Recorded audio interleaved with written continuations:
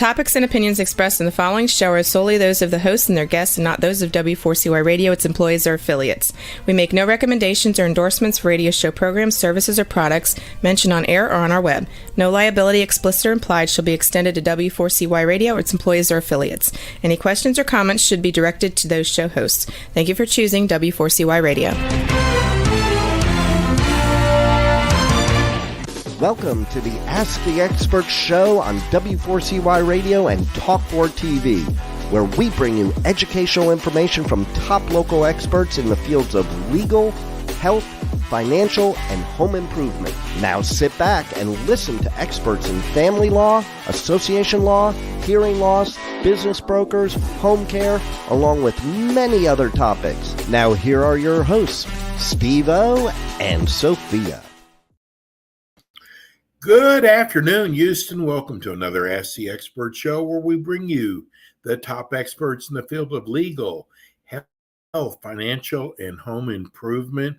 We have got an incredible show for you today.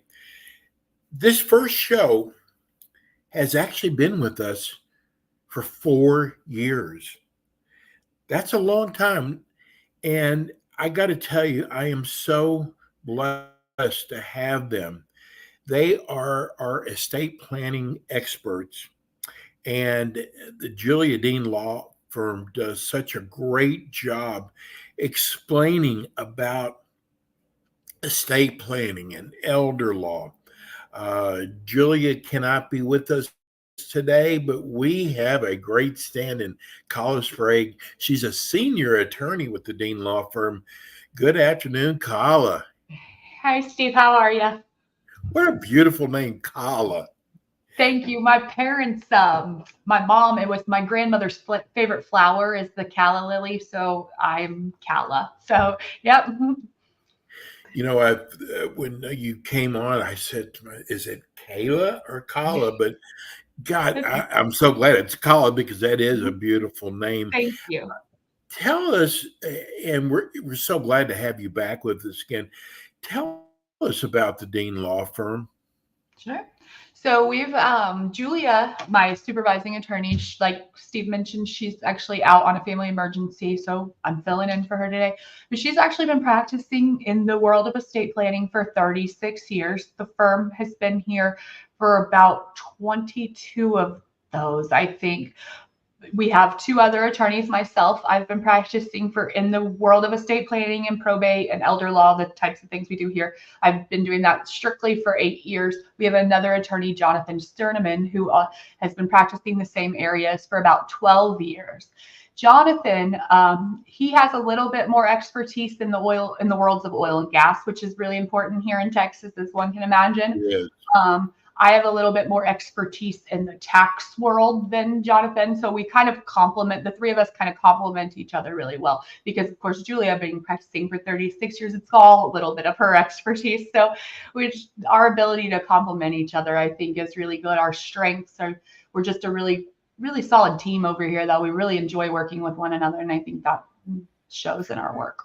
Okay, I'm going to get on my soapbox. I got to say this. So I think that an attorney that goes into estate planning is a special attorney. First of all, you have to have a heart for others. I'm not saying other areas of law doesn't, but something about estate planning with, you're dealing with, when a person passes on, that you want to make sure that the family is protected before they pass on. And I know Julia, and I know that she hires her staff because having just an amazing heart. Yeah. When I first decided in the 5th grade that I wanted to be a lawyer, estate planning, as you can imagine, wasn't on my radar. Taxes were. It didn't take me very long because I like numbers. I'm a number person. Numbers always add up. But when I got to law school, I quickly realized in tax law, you don't get to know people, and you kind of, for me, I lost why I was doing what I do. Well, I really, truly want to help people. And Julia and Jonathan, I do believe truly that they feel the same way. But I think when people pass away, we forget, attorneys, we go into do mode and we forget there's this whole other aspect of the probate world that is emotional. Because at the end of the day, somebody's lost their mother or lost their child or their sibling or whoever, whatever the relationship, the friend. And I think in the world of estate planning, from the perspective of planning for your life, you've spent your entire life saving, or you've spent your entire life working to take care of your kids.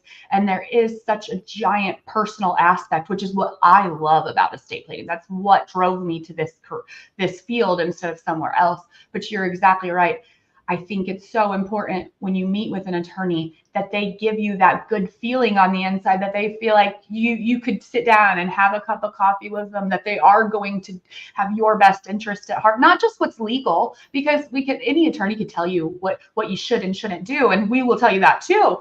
But we're also there for you in another way of helping you, make this a smoother process so that you're not so overwhelmed, because it is a lot to think about. And a lot of times our clients, I ask them, what questions do you have? And I feel so awful because their eyes are just so glazed over. And they say, I don't even have any questions because I don't know where to start.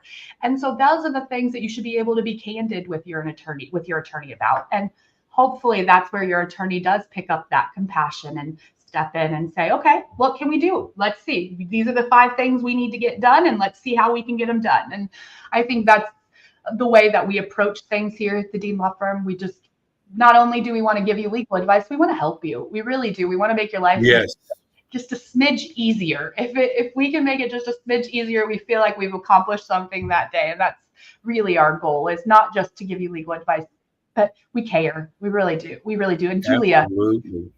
Julia practice in 30 I'm going to tell you something. This is so strange how my mind works.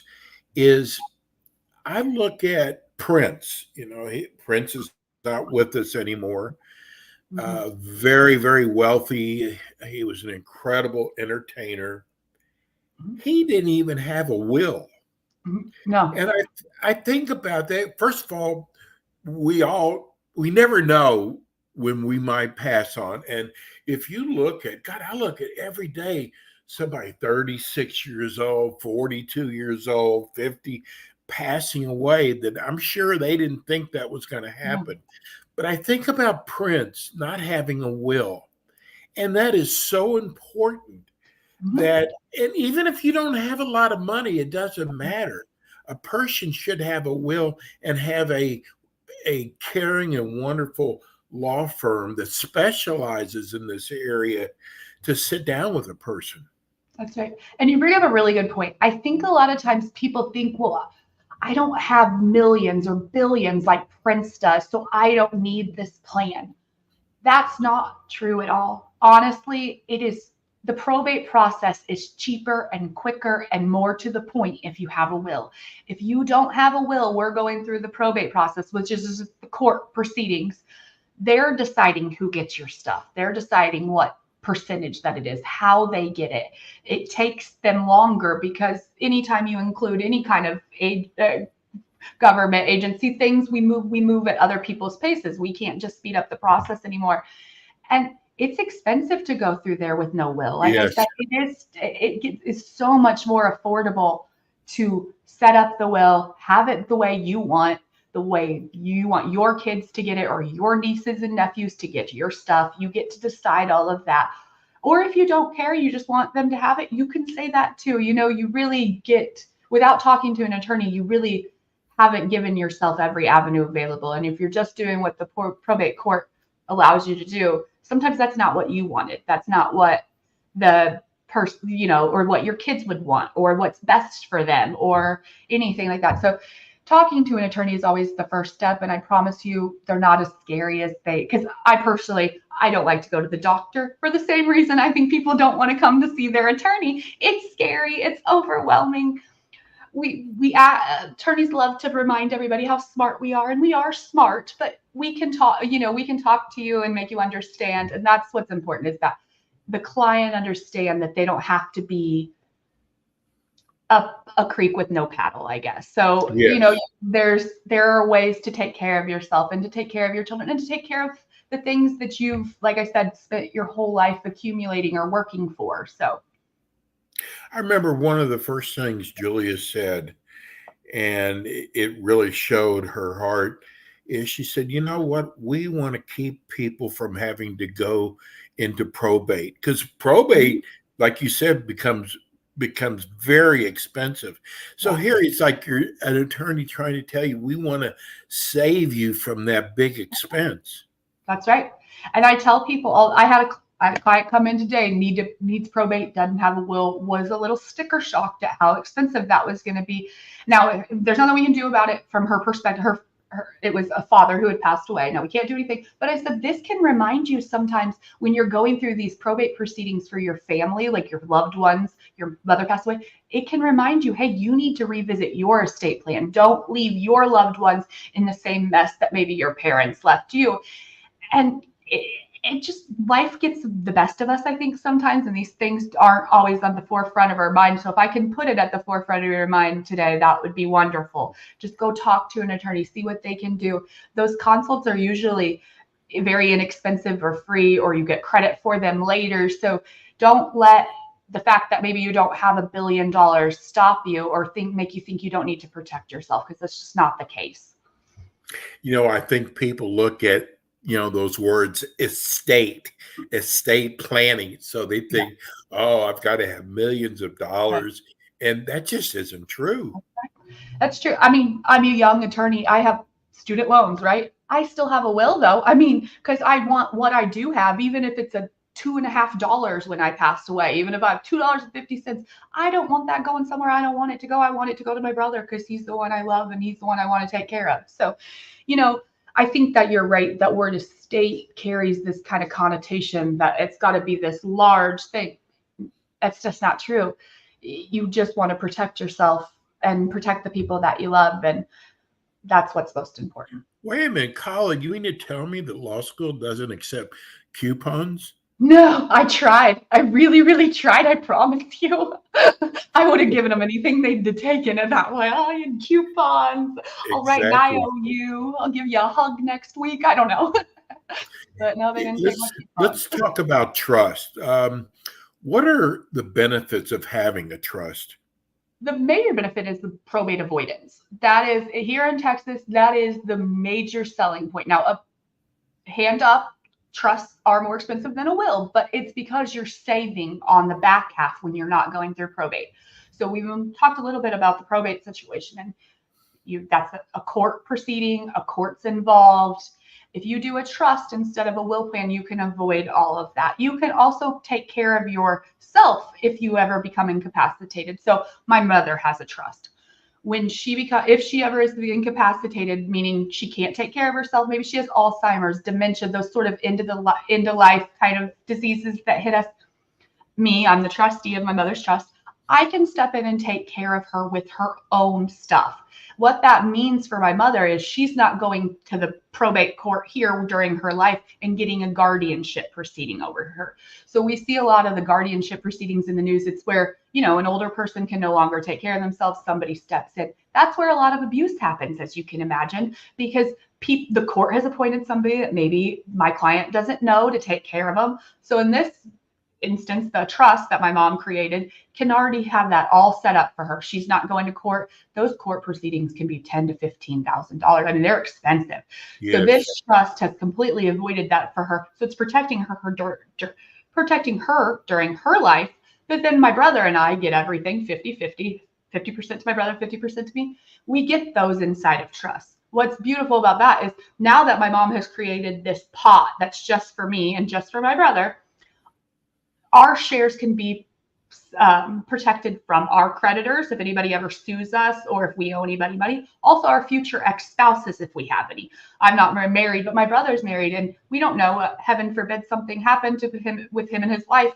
She would have no stake or any claim to what he has received from my mom, as if it's done correctly. And I think that's a way that we don't think about it. Divorce, it happens all the time. Unfortunately, nobody likes to think about it, but that divorce rate is high. So we want to protect our kids when we can, or our nieces or our nephews or each other, spouses from remarrying and stuff like that after death. Those are all things that can be accomplished inside of a trust that, it's also amendable during your life, which I think is really important. People think, oh, I can't write a trust. What if I change my mind? What if my kid makes me mad and I don't want, or what if my kid gets hurt or doesn't need the money? Everything's so changeable during your life. So I think we get all these ideas of trust that aren't really real. They sound scarier than they really are. And really they can protect people in a lot of different ways. We just got a text in from a listener. They're calling from the Dickinson area. Okay. They want to know, what if I pass away and I have young children? Does a estate planning agreement, she's calling it an agreement, say where my kids should go? So that's a great question. Yes, absolutely. It can. Your estate plan, meaning your will or your trust, or even if you don't have a will or trust and there's a separate document called a declaration of guardian for children. And those are really important documents. I mean, that's who gets your children if something is to happen to you. Now, in the state of Texas, it immediately defaults to the other parent, the other biological parent of the child, assuming they haven't given up any rights or anything like that. So from that perspective, you're a little protected, but so often husband and wives are in car accidents together, unfortunately. Yes. So those are the kinds of things you want to talk to your attorney about. What happens after both of you have passed away and your kid's only 6 years old? Is it like my brother? I get my brother's kids, and my cousin too as well. I end up with everybody's kids in our family because I happen to be the one without kids. So, you want to think about your family dynamics, and a good estate planning attorney is going to ask you, well, does it make sense for your parent to do it? Because your parent's going to age quicker than you are because they're older than you. Maybe but if the kids are young enough, those are the kinds of questions that your attorney should be asking. What are those kids? What do they need? Who are they? What kind of people do you want them to be? Who would you want to be raising them? And you need to have those conversations with the people you choose. So for the texter, let's say you are good with your sister raising your children. You want to talk to your sister about how you want to raise those kids and what you would expect and what that to look like. So absolutely, that is exactly where those wishes need to be, so that they are in writing, is inside of your estate plan somewhere, depending on your set. So if you're sitting around at the dinner table and all of a sudden the subject comes up and you say, hey, you know what? I want, if God forbid something happens to us, we want you to have the kids. Mm-hmm. Does that hold up, or does it need to be in a document? It's got to be in writing. I mean, hopefully a judge would honor those types of things, but as you can imagine, they don't have to, right? And unfortunately people can lie, right? People can say, well, she always told me I'd get her kids. Well, most of the time when they want your kids, it's because they want whatever purse strings might come along with the kid. And so that's where we really worry about. Those kids can't always advocate for themselves. A 7-year-old doesn't know what he's supposed to be fed for dinner, right? He has no idea. So he's really relying on who you've put in charge. And if you've just communicated that to them verbally, that doesn't stand up. It's got to be in writing. It's got to be something that a judge can see. Hey, Mr. and Mrs. So-and-so really wanted their kids to go to sister. Great. The judge can touch that. They can see it. They understand. And so you never want to put yourself in a situation where you've communicated all of these things, but not written them down either, because you're still unprotected at that point. And as you can imagine, if an 8-year-old has just lost their mother, they're going to be a little bit of an emotional wreck as well. Yes. The last thing we want to do is pull that 8-year-old into a courtroom where they're scared and they're overwhelmed, and put them with somebody that maybe they aren't comfortable with. Maybe they don't know mom's sister that well, and it would have made sense for them to go to dad's sister or something like that. Those are conversations that at that point, then it's too late to have, because we're in front of a judge and a judge is going to decide. And a judge doesn't know your family. They'll try and they'll do their best to be compassionate, but they don't know the ins and outs of your day-to-day life. I saw a commercial the other night and I thought about your firm. It was talking about a do-it-yourself wills. Yeah. And one of the things I've learned about your firm, there are so many things you have to learn about. I kid Julia. I said, God, you've got this list in your head that people would probably never even think about. It's so important that when someone sits down with you, I can't even imagine someone trying to do this themselves, because there's so many ins and outs that you have to know about, things that maybe you would never think about, that that's available to them. Right. And that's right. And honestly, so often when people do those do-it-yourself.com kind of wills, they create more problems than they've cured. I So believe it. because they aren't because those are just regular wills, those aren't tailored to the state that you're in. Well, Texas has different laws than Louisiana, than Illinois, than so on. We know the Texas laws. We know what will get a court to approve your will, to look at it and say, yep, as quick as possible. They don't. And they're just writing general wills for all 50 states. Well, all 50 states do not require the same thing. Here in Texas, you got to have 2 witnesses and a notary, and you have to have this special language at the back that says it's self-proving. We know those things, and we don't expect you to know those. You aren't the person that, we don't expect you to know them. So hand it over to your estate planning attorney and just, talk to them and explain what you want done. Of course, communicate. But trying to do it yourself will probably cause you more headache and more money in the long run fixing it. So how do you keep up with the taxes? I mean, that's your specialty. How do you keep with the changing world of taxes? You pay a lot of attention to politics. Sometimes, you're so overwhelmed by it. But, my family always calls me, did you see this tax change? Or did you see, President Biden said this, or President Kamala, potential President Kamala said this. I'm always watching. And that's what your attorney should be doing, because if you're affected by these changes, you should expect a letter or something from your attorney saying, hey, we've changed the tax laws. Let's get you back in here and see if we can save you some money. And right now we've got a little bit of an estate tax issue coming up here in the 2026. So like I tell every one of my clients, we are watching those numbers. You don't need to, nor do you probably want to be completely honest. You don't want to be it wasn't your dream since the 5th grade to be a tax attorney. Give it to the person who wants to do it, and we're here, and other attorneys I know are happy to do those kinds of things for you, and pay attention to those numbers so that you just don't have to, it's not a fun thing to pay attention to. And, if you're a business owner, especially if you have a partnership, I mean, gosh, what if your partner passes away? I mean, do you want to be in business with their wife? Or, I mean, there's just so many things that you offer that, a regular person off the street wouldn't even think about. Yeah, that's huge. One of the big things we see without wills, is everybody then in the family inherits a piece of property. The last thing that you want to do is own property with your stepmom that you don't know that well. In those blended families, that's what we see so often. A third of the property is owned by this kid, a third's owned by this grandkid, and a third's owned by the surviving spouse.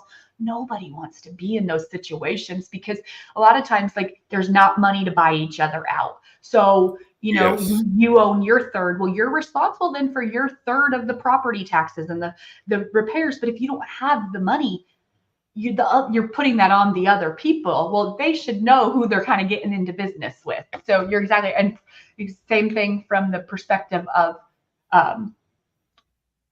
companies or partnerships or LLCs or any of that stuff.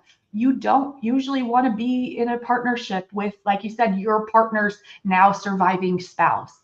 That's just not a great time. And if, there are just things you can talk about, ways to make sure that you can buy each other out, insurance policies, so that, if you're in that situation, you just buy the surviving spouse out and say, you know what, we don't want to be in business together, or let's split. There's so many things that we can plan. But after you've passed away, obviously it's too late to plan for those sorts of things. And usually you've left a giant mess that could have been avoided. So that's kind of Carla, this is the Ask the Experts 13th year. And one of the things I've learned is when it's a great interview, the show goes by so fast. And this show has gone by so fast. Oh, good.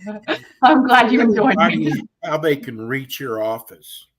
Yes, the number is down at the bottom. Also, the website is juliadeanlaw.com.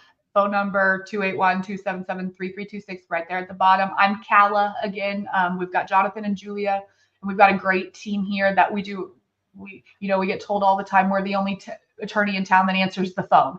So as silly as that sounds, we will answer your phone call. So just give us a call, give us a shout, or shoot us an email. We'd love to hear from you. Yes, customer service is very important to Julia. We can't thank you enough. I love when you sit in. You do such a great job, and we'll be replaying this show in 2 weeks. Calla, thank you so much. Everybody have a good day. We'll see you soon. That's the Julia Dean Law Firm. We're going to take a real short break, and we'll be right back. Thanks for tuning in today to the Ask the Expert show on W4CY Radio and Talk4 TV. Tune in next week and every week to hear more from our experts on personal injury, insurance, air condition repairs, estate planning, Medicare, and many other topics in the areas of legal, health, financial, and home improvement. See you next week.